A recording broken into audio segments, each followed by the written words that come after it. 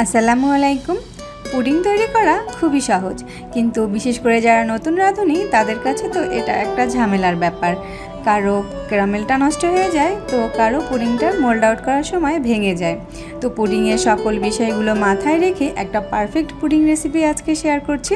আশা করছি ভালো লাগবে। প্রথমেই পুডিংটা তৈরি করার জন্য আমি একটা ক্যারামেল তৈরি করে নিব। এজন্য একটা পাত্রে আমি 1/4 কাপ চিনি দিয়ে দিয়েছি। এবার অনবরত নেড়ে চেড়ে ক্যারামেলটা তৈরি করে নিব।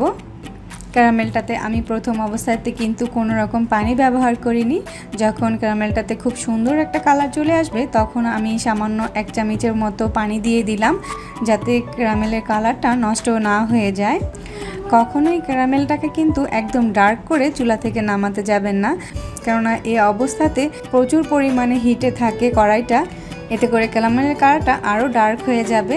তো যখন খুব সুন্দর একটা কালার চলে আসবে, তখন সেই অবস্থাতেই ক্যারামেলটাকে নামিয়ে ফেলতে হবে। তো আমার ক্যারামেলটা কিন্তু তৈরি হয়ে গিয়েছে। এর কালারটা নামিয়ে নেওয়ার পরে আরও একটু ডার্ক হয়ে যাবে। যে পাত্রে আমি পুডিংটা তৈরি করব, সেই পাত্রে আমি ক্যারামেলটাকে সেট করে নিয়েছি এবং ঠান্ডা করে নিয়েছি। পুডিংটা তৈরি করার জন্য একটা মিক্সিং বোলের ভিতরে আমি 2টো ডিম নিয়ে নিয়েছি। আজ আমি 2টো ডিমের পুডিং তৈরি করব। এরপর এর ভিতরে আমি 1/4 কাপের মতো চিনি দিয়ে দিলাম। দিয়ে দিচ্ছি 1/2 চামচের মতো ভ্যানিলা এসেন্স।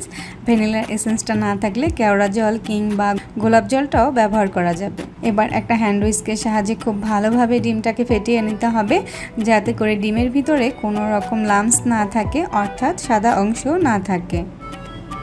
ডিমটা খুব ভালোভাবে ফেটানো হয়ে গেলে এর ভিতরে আমি দিয়ে দিলাম 1 কাপের মতো লিকুইড দুধ। আমি এখানে 1/2 কেজি দুধকে জাল করে 1 কাপ করে নিয়েছি। এবার যে পাত্রে আমি পুডিংটা তৈরি করব, সেই পাত্রের ভিতরে ডিমের ব্যাটারটা দিয়ে দিলাম।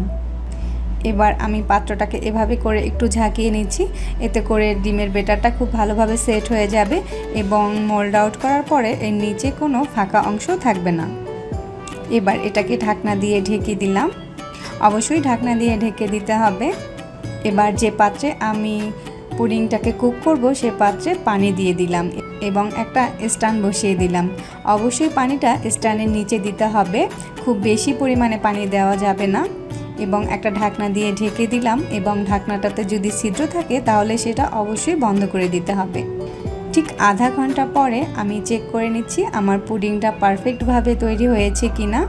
আমি আধা ঘন্টা এই পুডিংটাকে মিডিয়াম আঁচে কুক করে নিয়েছি। একটা টুথপিকের সাহায্যে একটু চেক করে নিচ্ছি। দেখতে পাচ্ছেন আমার পুডিংটা কিন্তু একদম পারফেক্টভাবে তৈরি হয়ে গিয়েছে। এবার এটাকে আমি ঠান্ডা করে 2 ঘন্টার মতো ফ্রিজে রেখে দিব। তো 2 ঘন্টা পরে আমি এই পুডিংটাকে মোল্ড আউট করে দেখাচ্ছি। দেখুন আমার পুডিংটা কতটা পারফেক্টভাবে মোল্ড আউট হয়েছে এবং উপরে ক্যারামেলটাও খুব সুন্দরভাবে সেট হয়ে আছে। এবার এটাকে আমি একটু কেটে দেখাচ্ছি এর ভিতরটা কতটা পারফেক্ট হয়েছে। পুডিংটা যখন আপনারা মোল্ড আউট করবেন, পুডিংটাকে অবশ্যই ঠান্ডা করে নিতে হবে, না হলে দেখা যাবে যে মোল্ড আউট করার সময় পুডিংটা ভেঙে যাচ্ছে। তো আজকে আমার পুডিংয়ের রেসিপিটি কেমন লেগেছে তা অবশ্যই আমাকে কমেন্ট করে জানাবেন। আর রেসিপি ভালো লাগলে চ্যানেলটি সাবস্ক্রাইব করবেন। আজকের মতো বিদায় নিচ্ছি। আল্লাহ হাফেজ।